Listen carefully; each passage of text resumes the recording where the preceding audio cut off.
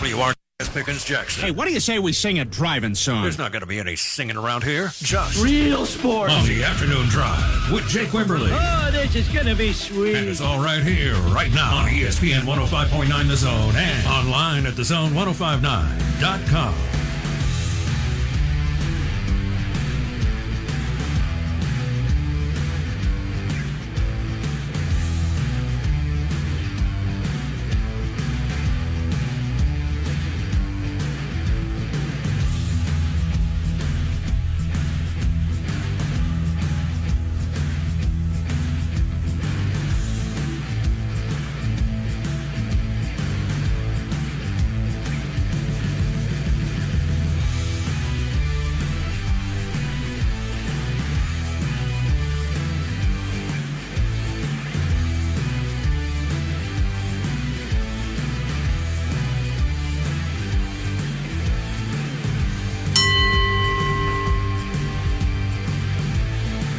Twelfth day of February 2024. Welcome in. Champ in the Chair Sports Maven on a Monday. Day after. Who's working today? Who's been productive today is the question I want to ask. Like, how productive have you been? I feel like I've been pretty productive. I think Beaver's probably been productive. I don't know. We have to ask Steve Robertson if he's been productive, but I think he's been productive. Hey, you can catch us on the stream. That is the zone1059.com. Brought to you by Ameristar Casino. Get out and play today. You can go ahead and play NFL championships next year already. And you know we're 194 days from college football kickoff in Dublin. 194 days. So we're not that far away. But get out and play. A lot of college basketball you can play. Now we start to eye March Madness at Ameristar Casino. And, of course, the NBA, Major League Baseball will be here before you know it. Also, college baseball kicks off this week. Tons and tons of stuff to get your hands on at Ameristar. You can text us 601-885-3776. That is the Cowboy Maloney's text line. And, of course, Cowboy Maloney's, you can find them at cowboymaloney's.com. 13 locations around the state. Up to $1,000 in rebates available. Buy more, save more right now. Mix top selected brands and save up to $1,000 on appliances, electronics, and bedding products, and other items as well. So head over to cowboymaloney's.com. Make sure to subscribe to their email newsletter as well so you'll get these in your inbox today. Call us on the Malone Roofing caller line, 601-885-3776. Or excuse me, 897-1059. 897-1059. That is the Malone Roofing caller line. ecmalone.com is their website. 8337 Malone, commercial, residential roofing done right with Malone Roofing Services. And we're on X at Jake Wim. 2 locations for Clinton Body Shop. Let them help you. OEM factory certified. All the manufacturers you trust. Clinton Richland locations. That is ClintonBodyShop.com. We'll have Chris Landry 4 to 4:30. Landry football, talking Super Bowl, and then, of course, looking ahead with our good friend Chris Landry, Bill Bender with the sporting news, little NFL and college as well. All right, so I do feel sorry for you because that's a hell of a way to lose a ball game last night. I mean, just what did you think of the ball game? A lot of people have the deal of, well, it was kind of a boring game until I thought it was actually a very entertaining ball. You know me, I love defensive football games. I don't mind the struggle. I don't mind the punts, and I don't mind some turnovers. And, you know, both teams are kind of in quicksand, as Keanu Reeves would say, trying to find their way. Oh, find your way. But what was your, I mean, the ending, of course, but your thoughts of the ballgame? I thought it was really good. I can see why people would think it was boring at a point, because you can go back to that Patriots-Rams Super Bowl back in 2019. For a while there was absolutely nothing going on, and it's what it felt like for a bit. Neither team could do anything, but I thought it was really good. Best one, I think, in a while. Thought the trick play was beautiful by the 49ers, and I thought at that point, I mean, they kind of had Kansas City where they wanted them, but they just couldn't close the door. And at the end of the day, I mean, Patrick Mahomes makes Patrick Mahomes plays, and, of course, they get the touchdown in overtime. Travis Kelce is an absolute jerk. We talked about that in our brief meeting here just a little ago. He showed the whole world the jerk that you've been talking about for 3 years. Yeah, it's not surprising. Why the outrage? You haven't been paying that close attention to this man since 2020? I mean, if you saw... But he has gotten worse. Yeah, well, he's more attention. He's been pampered more. He's in the limelight even more. Riding Swift's coattails. I mean, he's in the limelight. You know, I went to eat after church yesterday, I'll tell you, I went over to the mall. I had to pick some stuff up at the outlet mall in Pearl City. Had to run in, grab a couple things, swung in, got something to eat in a little food court there. Lady comes in with her family, looked like a sweet group of people, but she had on a T-shirt, and it was one of those, I'm pulling for Swift's boyfriend. Like, I saw 2 or 3 of those yesterday. But anyway, all of that to say is that Travis Kelce's just a jerk. He's just a bad guy. I don't think he's a good dude. I really don't. And that pulling Andy Reid around like that, I mean, right there on national television. I mean, I get that coaches and players sometimes get heated. But again, like you said, what was he upset about? And Reid was just standing there, like, focused on the game. And here comes Kelce ripping him around and all up in his face. He lost me there. 100% lost me. 601-885-3776. All right, let's see here. Let me get started here on some notes and tell you where we're headed this week. Real quickly, Joel Lott. Jake, did Kermit Davis ever get a quality win at Ole Miss? And if so, what team did he beat? New coach Chris Beard has got Ole Miss back on the map regarding men's hoops. He's got a quality win yet at Ole Miss. Or has he got a quality win? Yeah, I would say the Memphis win is definitely a quality win. And we'll talk some basketball. We'll get into the schedules for this week. I don't know that Kermit ever – I'd have to go back and look. I don't remember a quality win that he had. But you're right. I mean, Chris Beard has Ole Miss basketball headed in the right direction for sure. He's a guy that, if he gets Ole Miss to the tournament, which I would have to say today that he will, there's going to be a raise. You're going to need to pay the guy because other teams will come calling. Speaking of Rebels, but not necessarily all Ole Miss Rebels, Eli Manning over the weekend responds to whether Arch Manning should transfer with Quinn Ewers returning to Texas. And Eli had this to say about Arch Manning. He says, quote, he picked Texas because that's where he wants to be. That's where he wants to play football. He likes Coach Sarkisian and his offense and what they're doing. Obviously, I think the plan was Ewers would maybe go to the NFL, but he's there. It's another year for Arch to mature, learn the offense, get bigger and stronger in the weight room, and always be prepared to play. You never know what's going to happen. And I think that's the way you got to look at it, right? I mean, too many players do not look at it that way. The Mannings are going to look at it that way, and I think that's a great way to answer that. Also, the Seattle Seahawks over the weekend are hiring former Washington offensive coordinator who was going to be the OC at Alabama, Ryan Grubb. Kalen DeBoer takes another hit there as he loses his OC to Seattle, who heads back from Washington, Seattle, the Washington Huskies, to Tuscaloosa for a cup of coffee, back to Seattle for the NFL. Resdog, wouldn't you be upset if you had to deal with Taylor Swift every day? Told you the NFL wasn't going to let her lose. And, of course, there is a lot of that. Hey, how did you rate – well, first off, did you stay at your Super Bowl party the whole game, or did you leave early? Whole game. Okay. I'm proud of you. So the kids weren't so bad. Well, no, because here's what I forgot existed. I'm thinking back when you watched a Super Bowl and there were people gathered and people sat together in the same room and you didn't have phones and tablets. Forgot those existed. Those kids ain't talking to you. They ain't even talking to each other. They're buried in that phone. I did get angry at one point though, because his neighbor, Pat Saintsbury's neighbor that came over, he only brought one kid. Okay, so I was told they're going to be 2 or 1 kid, but she was on the phone entire time, looking in the phone, and the guy, we're talking before the game and all this stuff, and first question we were trying to figure out was, all right, what do you think is going to be the first play call here? And he then asked his daughter, she was 10, he says, so-and-so, what do you think is going to be the first play? This girl didn't even look up from her phone, told her dad, don't know, don't care. Don't know, don't care. Don't know, don't care. But anyway, they actually left. I don't even know. I can't remember if the game had even started. They came over and ate and then left.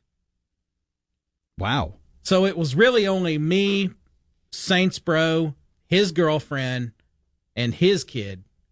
And his kid was buried in an iPad most of the time. So I forgot those things existed, and I forgot how much attention they take from the kids. Oh, yeah. Yeah, they stay buried in them, 100%. So you rate the Super Bowl halftime show what? A, B, C, D, E, F. Where do you put it?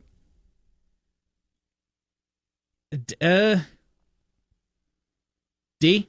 I was going to say C. It was just like, who was last year? Oh, it was just like Rihanna. Rihanna was last year.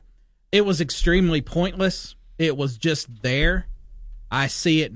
It made zero impact.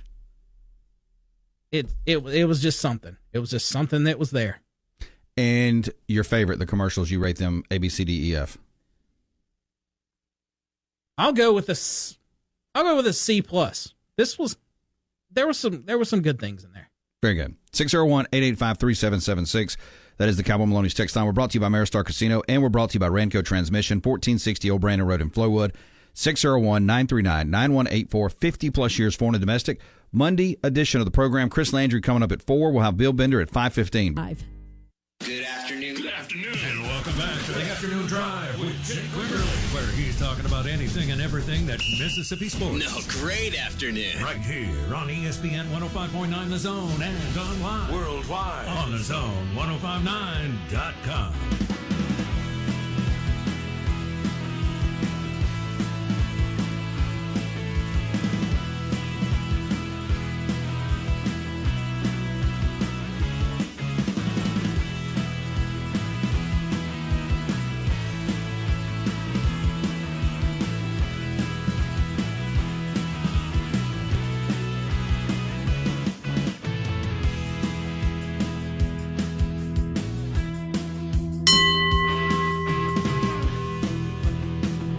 Taking you through on Monday, it is the Afternoon Drive. We are brought to you by our friends at Bailey Lumber. Open Monday through Friday, 7 a.m. to 4 p.m. Go to BaileyLumber.com. GAF Roofing Specials, doors, windows, roofing, supplies, hardware, lumber, you name it, they've got it. Legacy cabinets, Trex decking specials, Monday through Friday, 7 a.m. to 4 p.m. at 2150 Mississippi Highway 471 in Brandon, 4525 John Lynch Street in Jackson. That is our good friends at Bailey Lumber and Supply. All right, we'll get Bill Bender and Chris Landry as we move along. This Ryan Grubb story, I don't know if you saw this or not, coming out of the Seattle Times. Interesting details that was Seattle Times on Grubbs and Scott Huff not joining the Alabama staff, including the closing of the 30-day transfer portal window. It says, quote, though the Seahawks had interest in Grubb from the start, one reason for waiting to make the hire official was to allow the 30-day transfer window at Alabama for players to enter the portal to pass. So it seems like a little bit shady gravy going on there from the Seattle Seahawks to the coaches and more. All right, a lot of stuff on college football over the weekend. Fanduel put out a lot of early win totals in conferences. I found this interesting as really have pulled together a lot of really good data as we get the hourglass ready to go and kind of parroting that to just kind of see what it looks like compared to Vegas. We'll get into some of that. Shedeur Sanders, though, on the 2024 NFL Draft, quote, I'm biased, but I don't see a quarterback that's better than me. I don't see a quarterback that went through as much adversity as me, that had 4 different OCs in 4 years, coming from an HBCU to a Power 5, having real pressure on me. A lot of people don't understand that's a lot more adversity than you think. Just even being the son of Deion Sanders, you put any of those guys in my situation, they're not doing what I do. Beaver, your thoughts on Shedeur Sanders? I don't know why he didn't go to the NFL then. Of course we know why he didn't go to the NFL. You come back and you play one more year. It's a crowded field. It's not as crowded, or at least doesn't seem to be next year at the top. So if he comes back and has a really big year at Colorado, then he likely will be one of the top 2 quarterbacks off the board in the 2025 draft. But I found that interesting as Shedeur Sanders kind of takes a pot shot at some of the field going in this class. We'll get to some of the SEC win totals. We got win totals on all the big conferences, and we'll dive into some of that. First, let's go to DJ. DJ, welcome in. Hey, thanks, Jake. I'm going to tell you something I learned a long time ago. And I'm going to say this to LeBron and Shador. If you are having to tell people you're the GOAT, you're probably not the GOAT, okay? You know, if Shador's having to tell people he's the number one draft pick, he's not the number one draft pick. You know what I'm saying? Sure. And let me ask you this. Is it too soon? Is what too soon? Mahomes is the best quarterback I've ever seen play. And I'm not a Kansas City fan, but he's best of it. Brady in his prime, Montana in his prime, Elway in his prime, Marino in his prime, Manning in his prime. Who am I leaving out? Oh, there's several. I get where you're going here. No, I don't think it's too soon. I mean, you could definitely make that argument, and that argument will continue to, build as he continues to play, and of course they'll be the favorites for next year if they already are.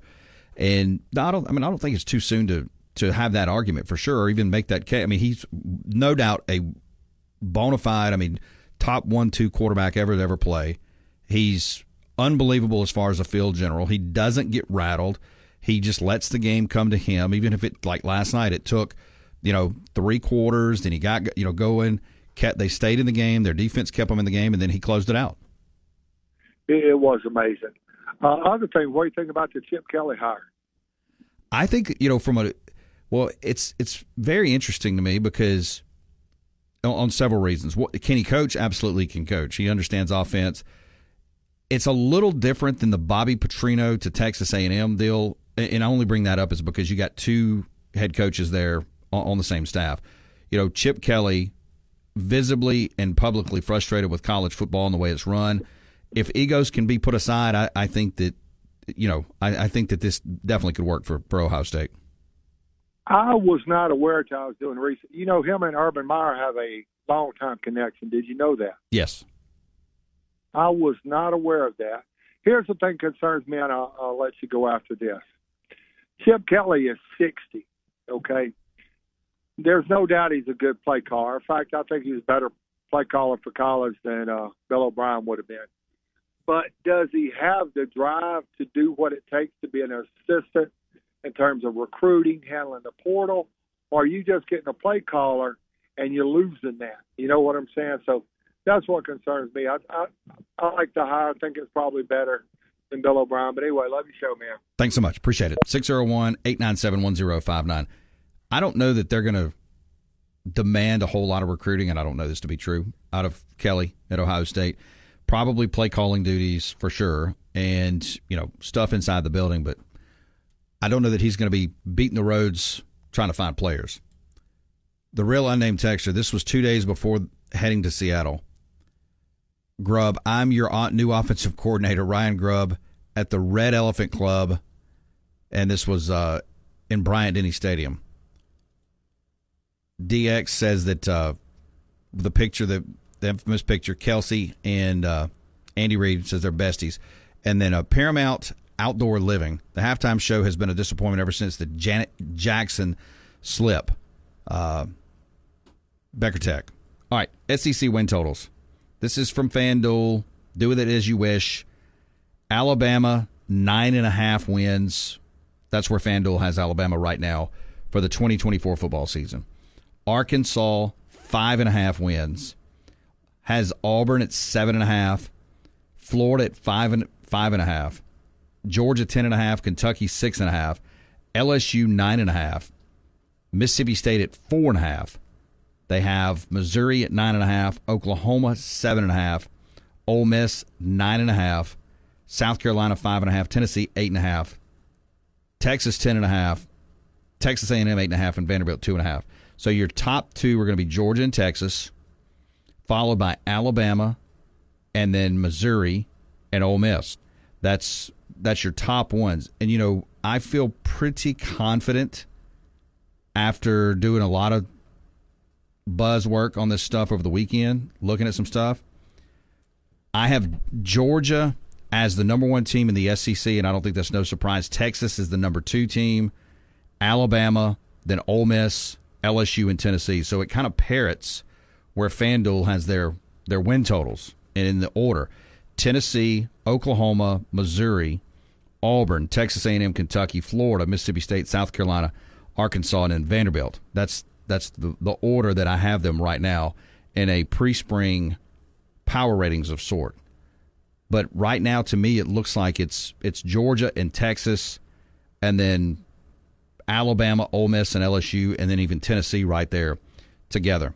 601-897-1059 if you want to give us a call on the Malone Roofing caller line. Other stuff that's out there, Big Ten win totals, just to look at this, and this kind of also parrots. The two biggest in the Big Ten is going to be Ohio State and Oregon, both at 10.5. 10.5, FanDuel has them. Michigan and Penn State at 9.5. USC at 7.5, along with Washington, Nebraska, Iowa, Maryland, all at 7.5. And then you got Wisconsin at 6.5, Rutgers, Northwestern, Michigan State, UCLA, Illinois, Indiana, 5.5, Minnesota 4.5, and then Purdue at 4.5. And that would make sense too, because the Big Ten is kind of split now. At least going into this year, you've got two really, really good ones at the top: Ohio State and Oregon. Michigan's going to take a step back.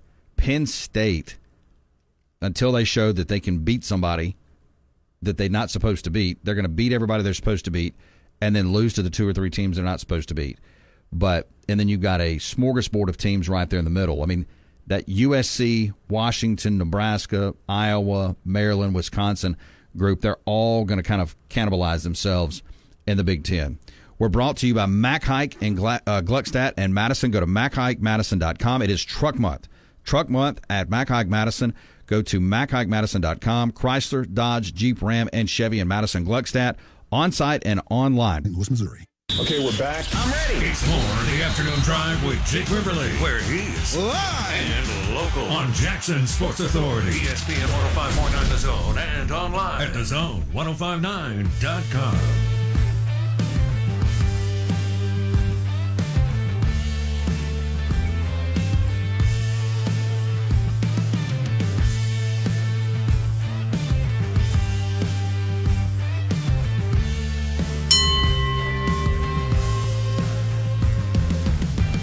Brought to you by Burgers, Blues, Barbecue, Flowwood Location, breakfast.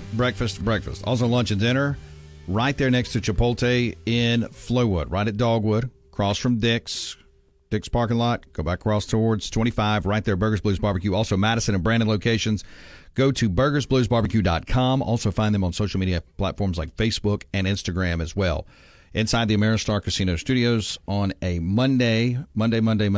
And if you go to AmeristarCasino.com/Vicksburg, go over here to the NFL tab, and you've already got the AFC champion for the year you can get in on. Surprise, Chiefs out in front, plus 350, 3.5 to 1. Buffalo, 5 to 1. I can get my Dolphins at 11 to 1. I do not feel good about that.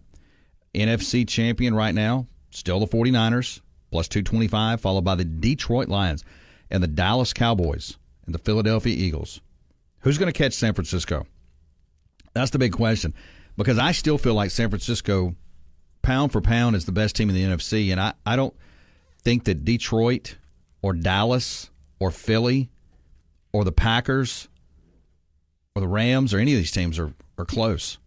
That seems to be the best organization, the best coaches, and look, again, you saw the two best teams last night, and it'll be interesting to see if anybody can catch. I think the Chiefs, believe it or not, have a tougher road moving forward just because it seems to be a little more convoluted in the AFC. And, of course, if you look at the Super Bowl for next year, already out, and I lied to you, the 49ers are actually the favorites, 5 to 1, followed by the Chiefs at 7 to 1. And then, of course, you go Bills, and then the Bengals are getting run as the fourth best at 10 to 1. Let's go to the Malone Roofing call line. We got Swifty Matt. Swifty Matt, happy Monday. The big question is, and I had this debate earlier with somebody, what's bigger, the NFL or Taylor Swift? That's a legitimate question, Jake. Well, before this season, I'd have told you the NFL. Like, I don't know enough about. Do we have numbers? Does that take a couple days or what? We could probably get our own. Beaver, do you know how popular is Taylor Swift like overseas? Is she No, but I'm talking like what was the viewing numbers from the game? the what? Worldwide. Well, look, worldwide, Taylor Swift is bigger. I don't think you can argue that. She's a bigger brand worldwide. I mean, I know a lot of your callers are like totally disagreeing with that, but I don't think you can argue it worldwide. But I'm curious, like, did people watch this game yesterday? Oh, with I the think combination. Yeah, I absolutely. I mean, I will be interested to see the overall numbers, the viewing numbers from the National Football League when they come out from via Nielsen, and if we see a massive spike from last year, which I intend it to be, a lot of that you can attribute probably to the Taylor Swift fan that wouldn't have watched this game anyway. I would say it has to be the highest viewed television program of all time. Yes, possibly. I think so. But the most important thing that we all want to know is, did you eat the peanut butter and bacon sandwich? Yeah, I fixed some. You must not have been checking in with us last week. I have been. I was out. Did you cook it crispy though? Yes. And okay, so Beaver rated it a 6 out of 10. What? And I rated it about a 6 or 7 out of 10. Now, here's the way I did it. I had just crunchy peanut butter. That's what he wanted, so that's what he got. Yeah. Bacon, I had to kind of play with it. I put 2 slices on it, and I was like, well, there's not enough bacon. Then we stacked the bacon on it, and I just did it on honey wheat bread. So that's the way I did it. You got to. It's got to be extra crispy and then some bunny bread with no crust.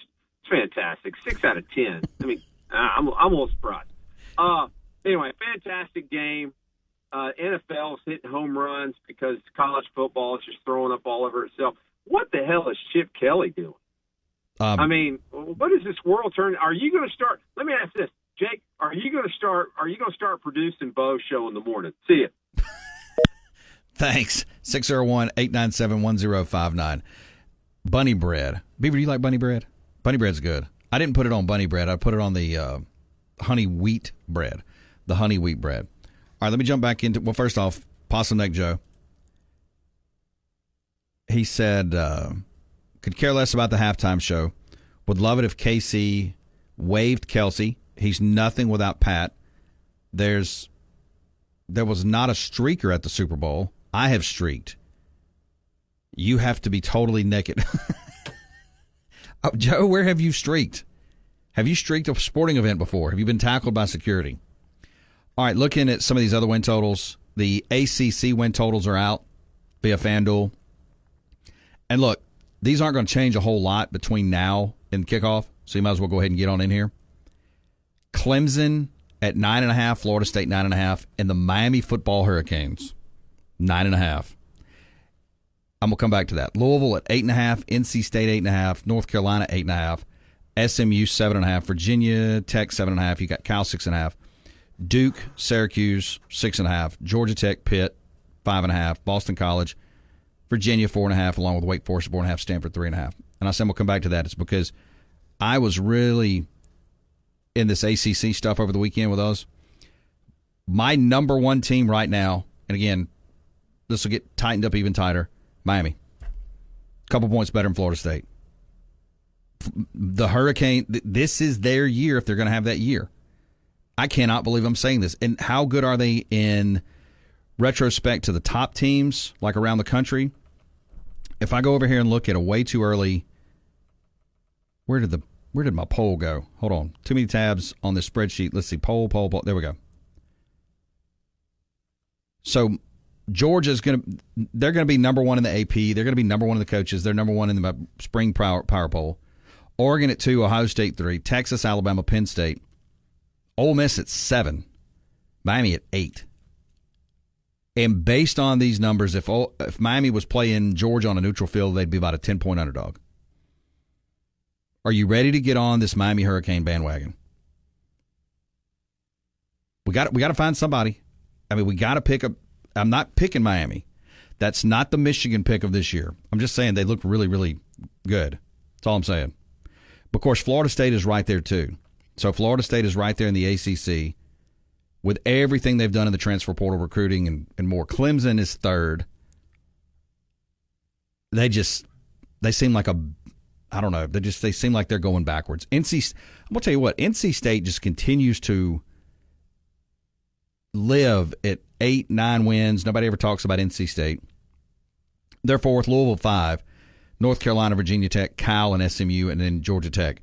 You know, I was looking at these quarterbacks, too, in this transfer portal and kind of really pulling a lot of stuff on quarterbacks over the weekend. When you look at the number one quarterback in college football in 2024, it's going to be likely Dylan Gabriel at Oregon. And when you look at what his body of work, what he's done, pops off the page. Analytically, it pops off the page. Number 2, I never would have thought this. Chandler Rogers, University of Cal, transfer portal quarterback out of North Texas. He's put up monster numbers that nobody's talked about. He is at Cal. Now, that doesn't mean he's going to take Cal to go win the ACC, but just humor me. Number 2. Number 3, Shedeur Sanders, your guy. He's better than any quarterback in the last 10 years. If you don't believe it, ask him. He'll tell you. Number 4, Grayson McCall. It's hard to believe he's still playing football. He seems like he's played college football for 20 years. He was at Coastal Carolina. He's at NC State. Your guy, Drew Aller, Penn State. Preston Stone, SMU. Cam Rising, Utah. You know, we forget KJ Jefferson is at Central Florida. I bet you Gus Malzahn does some good stuff with him. He just seems like he fits that Gus Malzahn offensive mold. That could be big for them in the Big 12. Really, really big. And then, of course, you got Jalen Milroe. What is it? Why are you looking at me like that? I'm so now, you said, I bet Gus Malzahn does big things with him, but I've heard you say multiple times Gus Malzahn messes quarterbacks up. He does. Well, how did you arrive at this then? 1 year, he can do a lot, and then it goes backwards. Jarrett Stidham, when he came over from, was it Baylor? I think he was at Baylor. Came to Auburn. His first year, he did really good. The second year, he went, and then he got out. Every year, it's the second year. So the fact that KJ is the closest thing. Now, John Rice Plumlee, a little bit different deal. He's not nearly as big as Jefferson, but closest thing to Cam Newton that he will have had since Cam Newton, believe it or not. Not putting KJ and Cam in the same platform, but closest thing to him. I think the way that he did, now if he had him for 4 years, yeah, but he does mess up quarterbacks. 1 year, he'll be all right. He'll be all right. 601-885-3776. That is the Cowboy Maloney's text line. Real quick before I go to break, Res Dog. How is Ole Miss not winning it all next year? Anything less than a championship in Kiffin should be fired. A lot of buzz around Ole Miss. A lot of buzz. I have them number 7 in my pre-spring top 25. Pre-spring top 25. Are you ready to jump on the Ole Miss bandwagon? Not ready to do it. Do you think they make the playoff? Today, do you think they make the playoff? You can change your opinion between now and the season 25 times.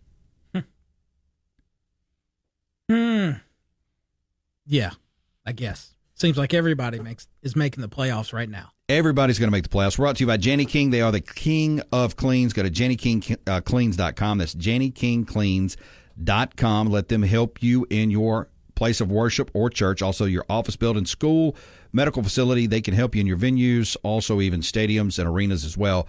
JennyKingCleans.com. This is the home of the Chuck Oliver Show every weekday from 10 till noon on Mississippi's live and local sports authority. And where? We're back to Jake Wimberly with the afternoon drive on ESPN 105.9 The Zone and online at thezone1059.com.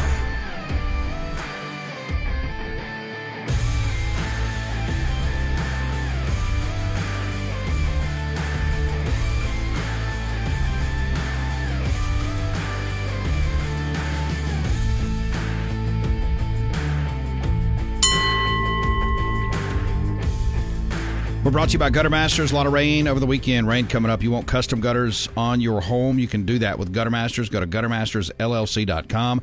Get protected today. 601-503-7755. And, of course, Gutter Masters, great group of guys and girls, great company. They're going to have great workmanship, and, of course, get yours done in a timely manner and at a great price. It's a very competitive price as well. Go to guttermastersllc.com, facebook.com/guttermasters as well. Chris Landry coming up in the next segment. We're going to take on all things Super Bowl and a little college and talk a little football with Chris. Let's see here. Big 12 win totals, what I was telling you about the Big 12. Big 12 could be the funnest league to watch this year in college football. Top to bottom, it could be the wildest league to watch. Now, you got to have one champion where they get two teams in the playoff. I mean, just look at this. Kansas State by Fanduel is getting the biggest win total share, 9.5, followed by Utah, Arizona, and Kansas, and Texas Tech, along with Central Florida, 8.5, Iowa State, 7.5, Oklahoma State, 7.5, TCU, 7.5, West Virginia, 6.5, Baylor, Cincinnati, Colorado, 5.5, Arizona State, 5.5, or 4.5, BYU and Houston, 4.5.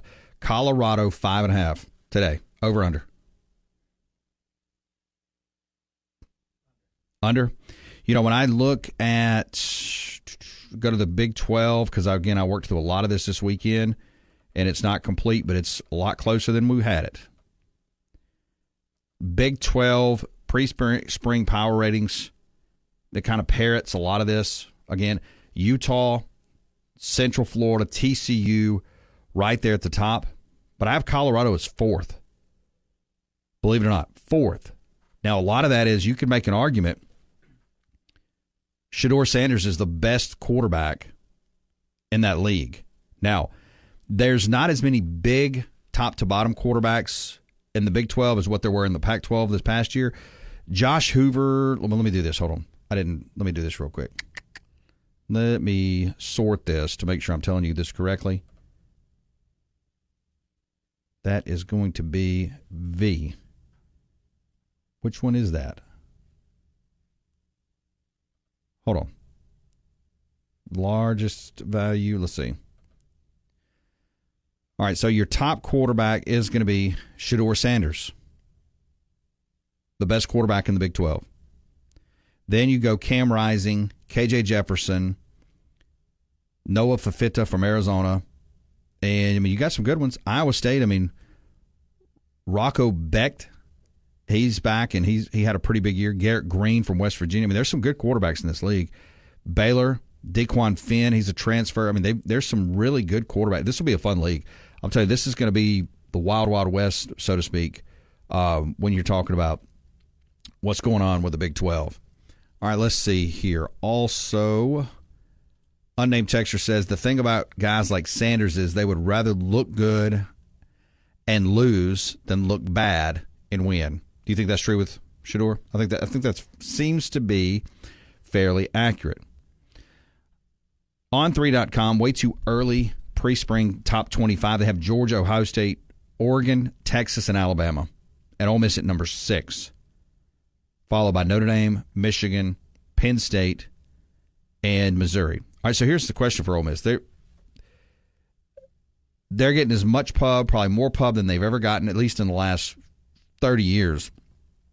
Preseason, that's going to continue to build on itself.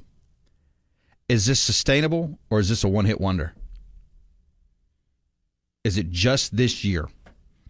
Because Dart's gone after this year, coming up. A lot of these guys are going to be gone. Do you think, have they arrived? Are they a player in the game moving forward? He's got them as a one-year wonder. And that's a fair question. Is Ole Miss a one-year wonder, or have they arrived?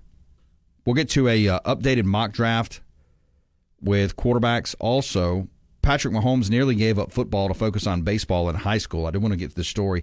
Quote, I didn't even think I'd be playing football in college. It's crazy to think life takes you directions you don't expect. So that was Patrick Mahomes talking about he dead gum near gave up football to play baseball. Also, did you see this about your 49ers? I thought this was interesting. Multiple 49er players admitted they didn't know the NFL overtime rules last night. Quote, I didn't even realize the playoff rules were different in overtime. I assumed you just want the ball to score a touchdown and win. We had not talked about it. What do you think about that? That's kind of shocking to me that an NFL team would not have addressed overtime rules in the context of, it's different than the regular season. So that is out there as the 49ers the players are admitting to that. Also, college basketball AP Top 25 after the weekend. UConn number 1, Purdue 2, Houston 3, Marquette 4, Arizona 5. Some notables here: Tennessee at 8, South Carolina 11, Auburn 13, Alabama 15. You've also got Kentucky at 22. Gator Matt, only a one-year deal for Ole Miss because their coach will be in Gainesville after next year. So Gator Matt already has Lane Kiffin to Florida after this year. I don't know that Billy Napier's going to make it. It may be somebody over there. It definitely may be somebody. And real quick, when you talk about basketball, updated SEC basketball standings after the weekend: South Carolina and Alabama are both 9-2 in the league. Tied for number 1, Auburn 8-3, Tennessee 7-3, Florida and Kentucky, as well as Texas A&M at 6-4, Ole Miss 5-5, Mississippi State 5-6, LSU 4-6, Georgia 4-7, Arkansas, Vanderbilt, and Missouri round out the conference standings. And you look 2, 4, 6, 8, 9. Mississippi State would be the 9th team, at least if you go by the rankings. I know it's a little bit more detailed with Ken Palm and strength of schedule and all this kind of stuff. But right now, 9. And I think you got to make the cut right there. That's the deal. And if you look at South Carolina's won 7 in a row. They're on a 7-game winning streak headed into this week. Some other streaks that are out there: Texas A&M's on a 3-game streak. Dogs are on a 2-game streak. That's Mississippi State. Georgia, the other Dogs, have lost 5 straight. And poor Missouri, they've lost 11 straight basketball games. They have lost 11 straight as they turn into this week. 601-885-3776. You can text the program. Also 601-897-1059. If you want to give us a call on the Malone Roofing caller line, we'll have Chris Landry coming up. And the next segment, we'll go 30 minutes talking all kinds of good stuff with Chris, get his thoughts on the game and everything that happened in that ballgame. Of course, as now we turn our attention to the offseason. Also, the Steelers and quarterback Mitchell Trubisky have decided to mutually part ways. The number you have reached. WRKS Pickens Jackson. From college football to the NFL to high school football. 365 days a year. Hear it all on Jackson Sports Authority. Live and local at 105.9 The Zone and online at thezone1059.com. Now let's get back to the afternoon drive with Jake Wimberly.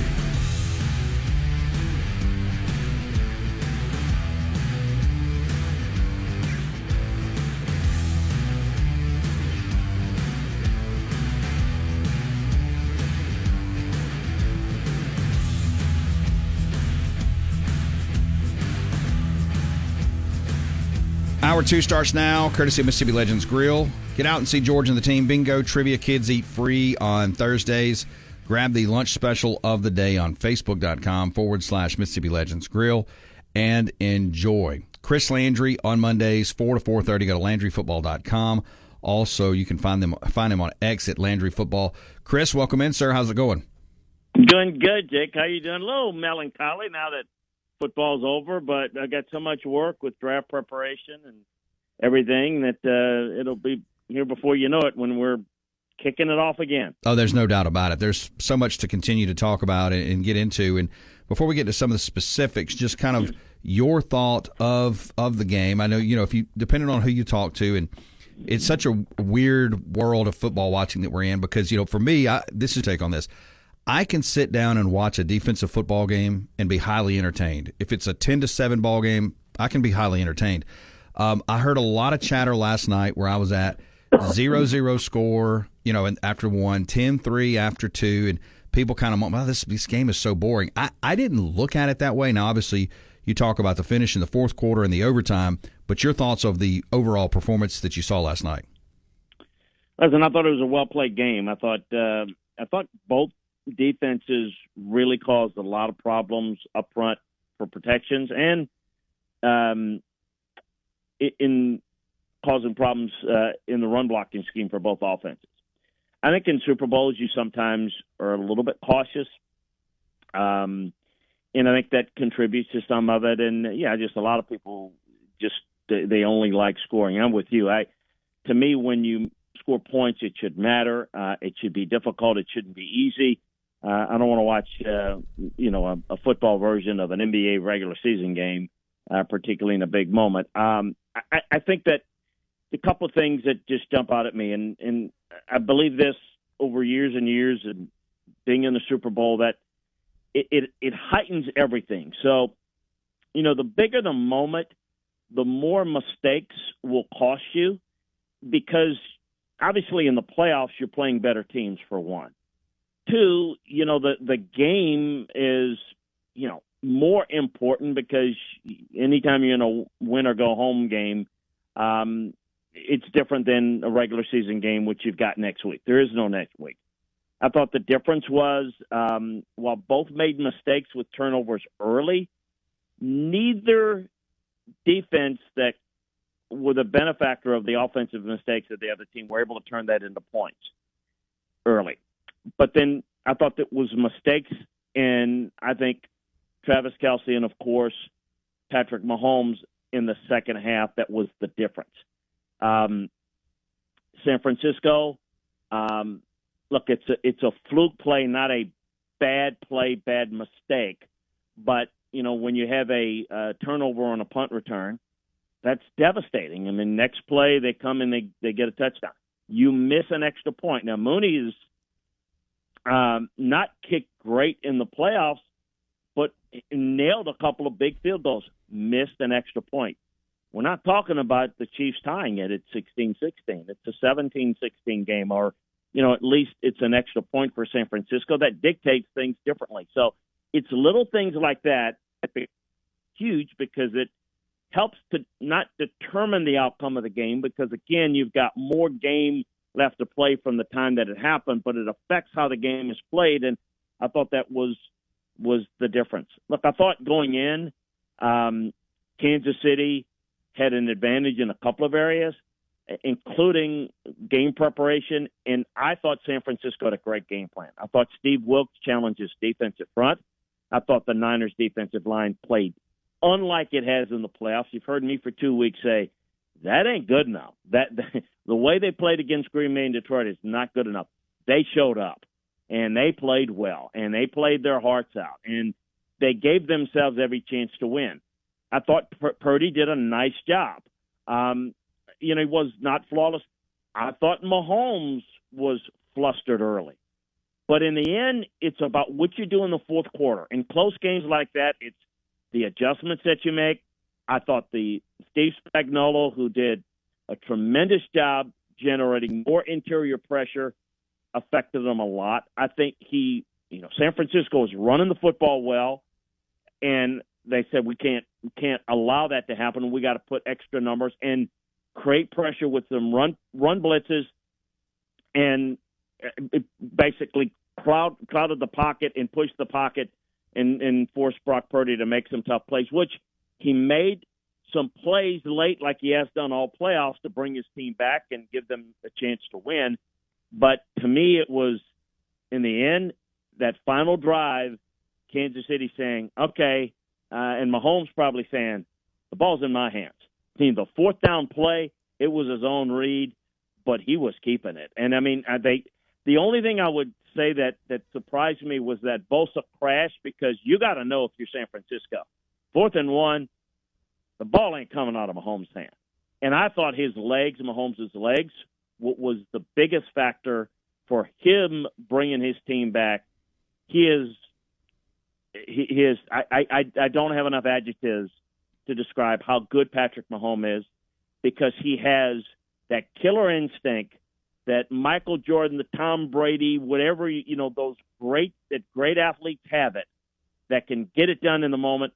Plus, on top of all that, when the game is on the line, he's the best athlete on the field. It's not like Lamar Jackson athlete. He can run just as effective. He can pick up key yards, and they just don't let him do it in the regular season. But when the game is on the line, that was the difference. He was the difference, and that's why we're sitting here talking about them, third Super Bowl in 5 years. Just tremendous, just a tremendous fourth quarter. I thought it was a well-played game, and listen, I thought San Francisco made a couple of mistakes, but it wasn't a bad performance by any stretch. You just have to be near perfect, or you have to have a guy like Patrick Mahomes to win it for you in the end. That was the difference. Chris Landry talking Super Bowl, NFL, and more on your radio. Monday edition of the program. Make sure to find him on X at Landry Football, also LandryFootball.com. You want to stay on Mahomes for a minute, and I think you kind of pointed it out there, because looking through what he did last night in the box numbers. I mean, if you take away his ability to run the football last night, I mean, this Kansas City team only rushes for about 64 yards. But you look at Mahomes, 9 carries, 66 yards, a long of 22. That's on the 4th and 1 play, the zone read play. And you kind of talked a little bit about his game. Are you ready to start talking about best quarterback ever? Where, I mean, this book is not written, it is not finished by far, it looks like, for him. Yeah, I mean, best, yes, absolutely. Most accomplished.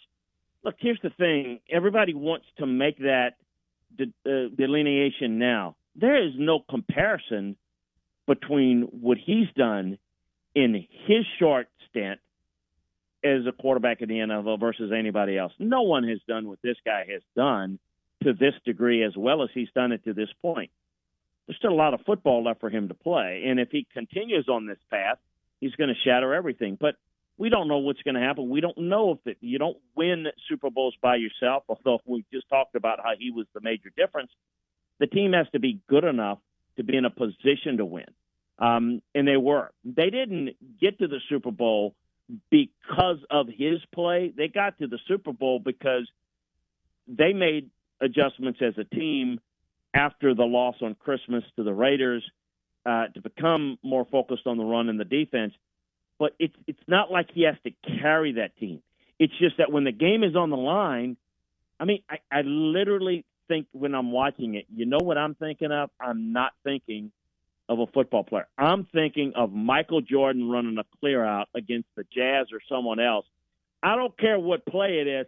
Run a clear out, and I'm going to take the final shot, and it's going in. That's what Mahomes is. So he doesn't have to be great all the time, but if you are good enough to be in a position, tell me someone else you want in that situation more than him. Yes, even more than Brady. You know why? Because Brady would have found a way to win, and he beat him as well, Mahomes that is. But Brady had to do it differently, and he did it more consistently over a long time.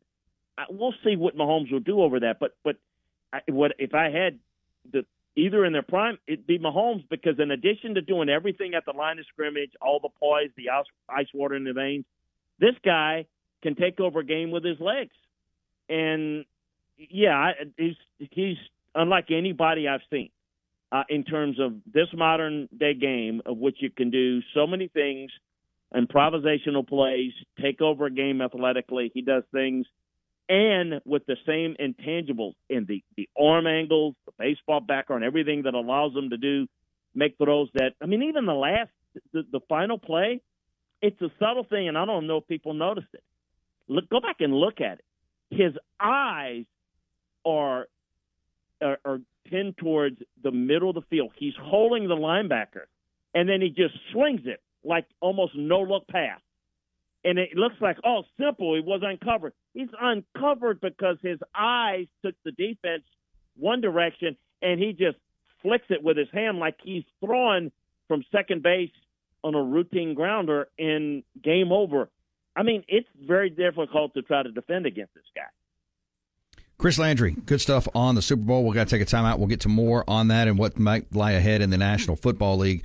You can always text us 601-885-3776. That is the Cowboy Maloney's text line. Make your house a home today with Cowboy Maloney's. Back with more. And a whole lot more around here. It's the Afternoon Drive with Jake Wimberly. What's the score? He's got that, along with the hottest sports stories of the day on ESPN 105.9 The Zone and online at thezone1059.com.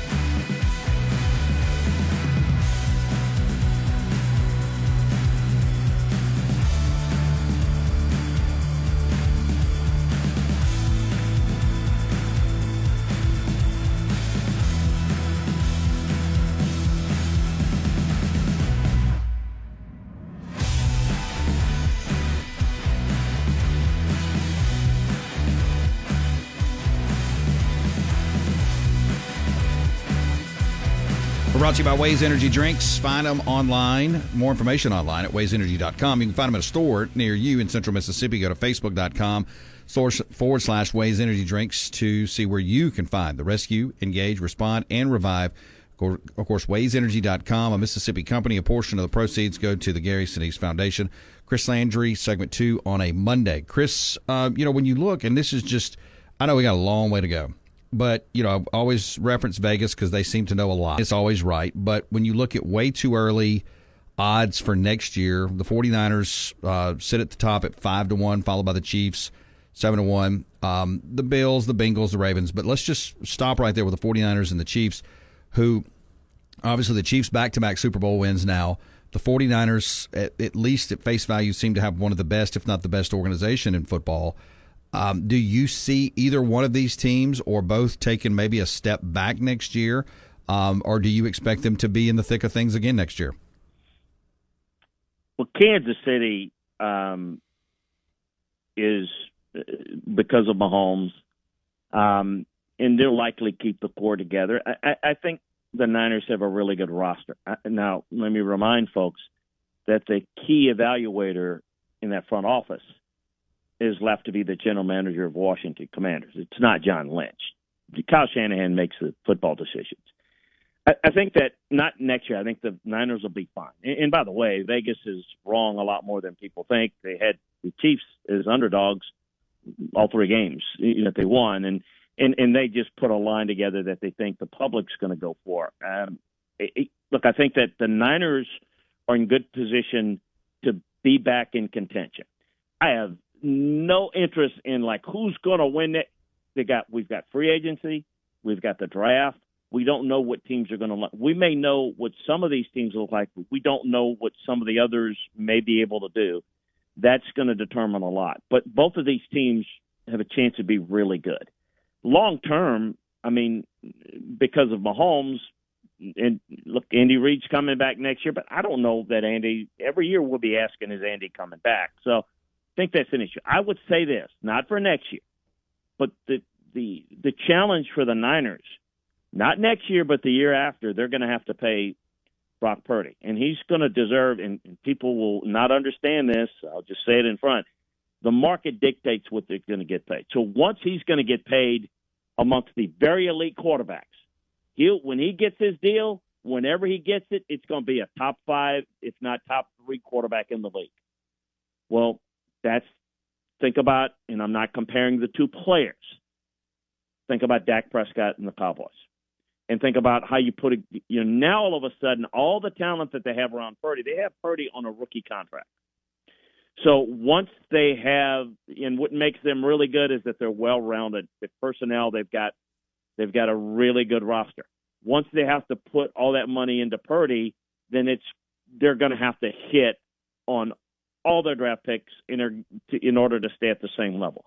Much like, the Seahawks had a run when Russell Wilson was on a rookie contract. Once they had to pay him, it started to fall apart. That's what the Niners are facing, but not next year, but going forward. The Chiefs, they're going to have a fighting chance as long as Mahomes is there. But Andy Reid is a big part of that. He's a big part of the ability to develop him, and he'll benefit beyond Andy Reid with the development that he helped teach the young guy. But how good of a team are they going to be around him? We see that tackles were not very good for the Chiefs. Got really one weapon most of the year in the passing game, and then 2 with Rice came along to help Kelsey. And they still win, but they've got a great defense, had a great defense. Chris Jones, we'll see if he comes back. You put Mahomes back, they got a shot. I don't know how far they go, but they got a shot as long as that guy's there. Chris, who is, at least today, well, let me ask you this. Let me stay on the 49ers real quick. You mentioned that about Purdy, and I was talking with somebody about that yesterday, we've yet to see what he'll make and what a value to have him into that rookie contract right now. But Christian McCaffrey, how much gas in the tank does he have left? Oh, I think he's still got a good bit. Now, obviously shelf life for running backs, or we're not talking like with the quarterbacks, of course. But he is maybe the most complete back in the league, I think, right now, because he runs with a great deal of power that people don't seem to think that he has. Oh, I think he's fine. It's just you hope that he stays healthy long term. But I think he's got quite a bit of tread left on his tire.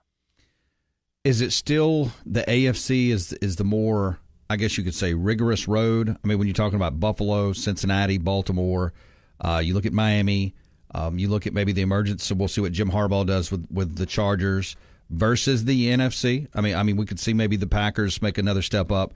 We'll see what happens with the Cowboys. Can the Lions maintain? But is the AFC still weighted, at least in your mind, the heaviest of the two leagues? Right now, yes. But again, 3 months, 6 months from now, how good can the Packers get? What will the Bears do? That's a pretty decent roster. There may be a year away from becoming a factor in that division with the Lions. We'll see what Seattle can do. And I mean, we've got some teams in the NFC that right now are not very good, but it's a league that you can get better pretty quickly, particularly if you find your quarterback. If you can find your C.J. Stroud, if you're an NFC team, all of a sudden you're pretty good. I mean, if you're Washington and you can find that guy, all of a sudden we're talking about in a year or two changing it. But yeah, I would say right now, Harbaugh, the Chargers make a lot of sense, but how good are they going to be this year? They're in major cap problem. So the roster that they have is going to be hard to keep together. So let's see how well they hit on the draft. We'll determine how good they can be. You want to talk to me in 2 or 3 years? I tell you that I think the Chargers are going to be pretty good in a couple of years. I think they'll be good and competitive this year. I just don't know that they're going to be the contender this year that they will be in a couple of years. So there's a lot of unknown, I guess, is what I'm saying. The Bengals are, with Joe Burrow, absolutely got a chance, but he's got to stay healthy. And if he's not healthy, we can talk about it all we want. That's going to be a pretty low ceiling every year if he's out for, half a dozen games, and particularly at the end of the year, they don't have much of a chance without it. Chris Landry, make sure to find him on X at Landry Football, also LandryFootball.com. Chris, I appreciate your time. I'm going to get with you next week. I've got some questions in college football with Chip Kelly and some other moving parts as well. And, of course, as we head towards the NFL draft, I really do appreciate your time. You bet. Take care. Enjoyed it. Talk to you next week. Talk to you next week. Chris Landry on your radio, brought to you by Clinton Body Shop, OEM factory certified. All the manufacturers you trust at Clinton Body Shop. Your family safety and your car's value most important at Clinton Body Shop. Clinton and Richland location 601-924-2159. Turning to sports. With Jake Wimberly on the afternoon drive. One of the last pure pleasures I have left in my life. Yeah, maybe you ought to get a life first, okay? On ESPN 105.9 The Zone and online at thezone1059.com.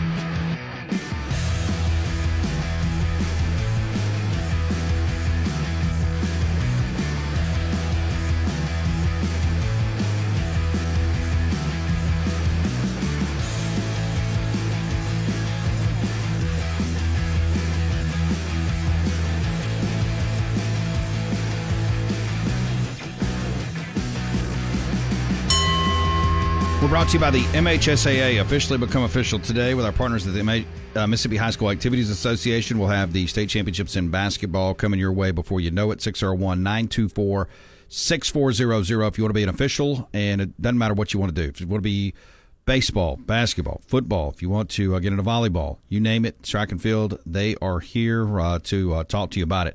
601-924-6400 inside the Ameristar Casino Studios on a Monday, recapping Super Bowl, kind of looking ahead, talking some college football. Let me get caught up over here on the Cowboy Maloney's text line. Miko says, hey, does Ohio State become the favorite with Chip Kelly at offensive coordinator? I think that, it can't hurt them, right?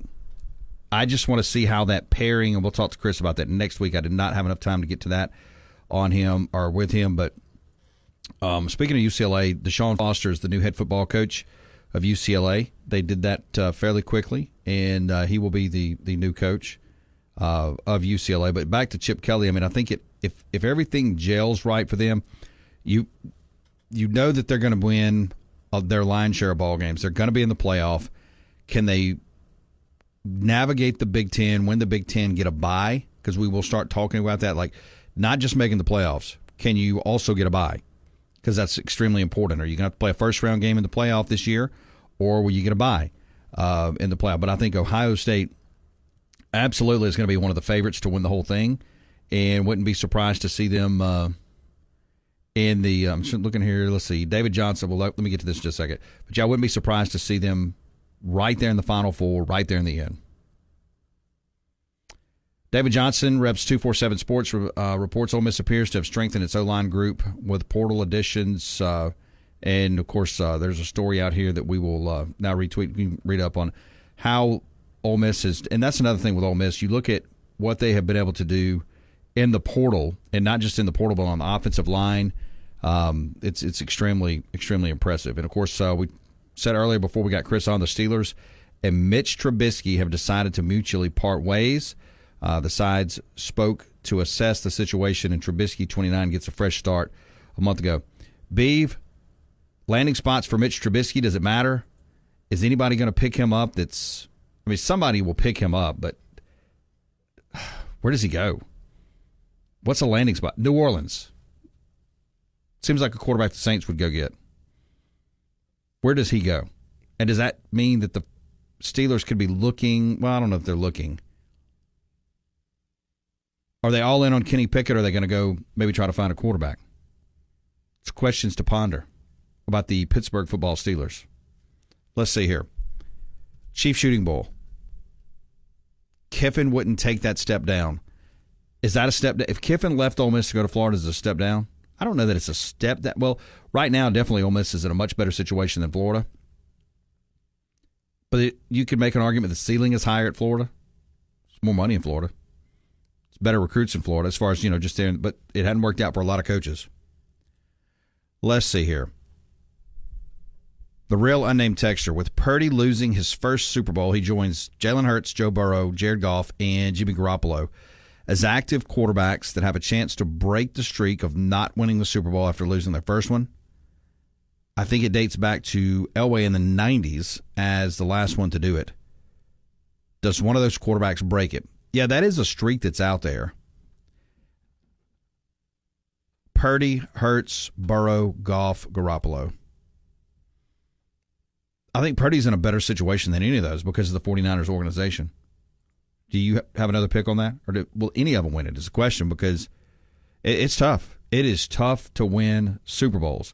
And but I think he is probably aligned the best to do that. Let me see here. What was that note I was looking for? I wanted to pass along. Patrick Mahomes, of course, is the MVP of the Super Bowl. He wins the Pete Rozelle Trophy as the Super Bowl most valuable player. Also, Chiefs owner Clark Hunt says that he fully expects Andy Reid to return next season. And speaking of Ohio State and Chip Kelly, Ohio State made the hire of Chip Kelly official. Quote, and here was a statement from Ohio State: "We're extremely excited to have Chip and his wife Jill joining our program," said Ryan Day. "His experience as a head coach at Oregon, UCLA, and the NFL will bring immediate value to our team. I'm really looking forward to reconnecting with Chip, introducing him to our staff and team, and chasing a championship together." So, and he also gave thanks to Bill O'Brien. And we are 194 days away from kickoff in Dublin. And again, Deshaun Foster named the new head football coach at UCLA. Did you see this Troy Aikman take that's out here that's been surfacing? So if you missed it, and I missed this, do you remember him saying this? I don't remember it. The Athletic, Kansas City, back on September 23rd, 2019, had this quote: "Patrick Mahomes has thrown 36%. This was in 2019. "Patrick Mahomes has thrown 36% of Troy Aikman's career touchdowns in about 8% of the games." Troy Aikman retweets it and said, "In case you missed that," with the acronym ICYMI, "talk to me when he has 33% of my Super Bowl titles." Well, as of yesterday, last night, Patrick Mahomes now has 100% of Aikman's Super Bowl titles. Will we hear anything from Troy Aikman? I don't think so. Is he angry? Does he come across as angry to you? He almost seems angry to me. Like there's a part of him that's kind of an angry guy. What do you think? He seems, like comments like this, like talk to me when he has 33% of my titles. Well, he does. And he's made shots before at Dallas Cowboy quarterbacks, which is understandable because he was obviously a Dallas Cowboys quarterback. The Saints and 49ers passing game coordinator Clint Kubiak have reached the deal for Kubiak to be their new offensive coordinator. Sources say the top target alongside Kubiak. Kubiak's hire gives Coach Dennis Allen a rising play caller who is coveted by several teams. So will Clint Kubiak make Derek Carr a better quarterback? All right, let's see here. St. Louis Vic. I wasn't upset about the slow defensive game early on. I hit on a 0-3 square and smiled the rest of the night. LOL. Yeah. Did you play any money? Did you win anything? Do anything? Any squares? How were your desserts? The desserts pan out okay? Oh, the desserts were delicious. There was no actual bets placed, but before the game last night, I don't know what the people I was in the room with have been paying attention to all season, because who started this? Can't remember who it was, but anyway, before the game, someone says, let's set an over-under how many times they're going to show Taylor Swift. And then specified, okay, that not pregame, we're going to go from kickoff to the last play of the game. Over-under. I said 12. And they reacted like I was crazy. They said, no, surely they're not going to show her that much. So they lowered it to 7. I said, okay, over. So we kept count. Oh, y'all got official count? I was curious because I didn't keep count. How many? Exactly 12. Really? Her reaction on the game-winning play was number 12. So average about 3 a quarter. It's about right. And that doesn't include pregame or postgame. That's just in the game. Mm-hmm. Is she done with the NFL? Is she done? I mean, will she be back next year? I don't think she's coming back. No, because they're not going to be together. No. Because if Kelsey will do that in public to his head football coach in front of the world, how do you think he is behind closed doors? Oh, I've told you how someone thought I was joking about it one time. I'm not going to repeat it, but I don't think that he's going to be very kind to her. I don't see that. And I mean that in a physical way. Yeah. I don't wish that on anybody, but I don't see this again. Who did I bet? Somebody on this show. Joe? Was it Joe? June? Somebody I bet. No, I think it was. I can't remember who it was. See, I can't even remember the bets I placed on the show.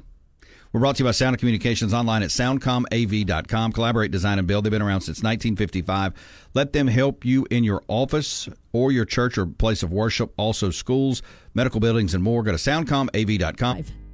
It's time to get back in the game with Jake Wimberly and the Afternoon Drive. That's entertainment. On the station that specializes in the Mississippi sports you love. Now we're talking. Live and local on ESPN 105.9 The Zone and online at thezone1059.com.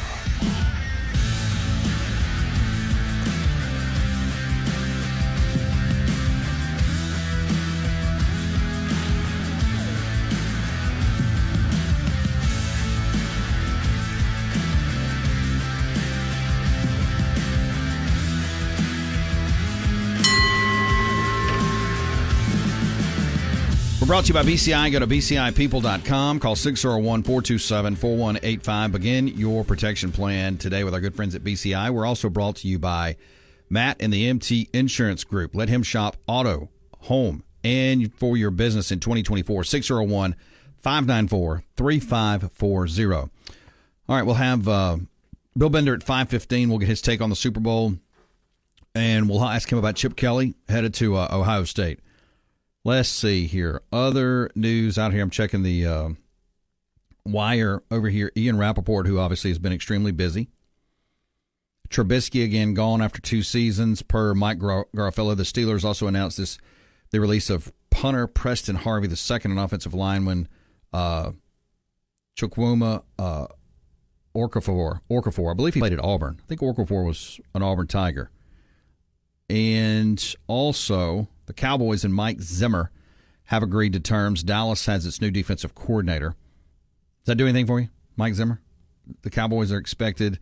This was February 8th by Pelissero to hire Zimmer. Zimmer 67 is the third winningest head coach in Vikings history, and long respected on the defensive as a defensive defensive coordinator.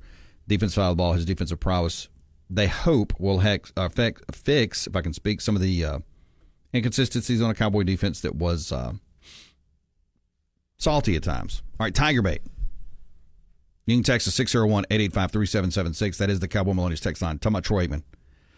Aikman comes off as a past Cowboy quarterback, whiny little blank. And I got a text from a friend too that said he is better probably. I mean, look, Jerry Jones torpedoed his team. He knows it.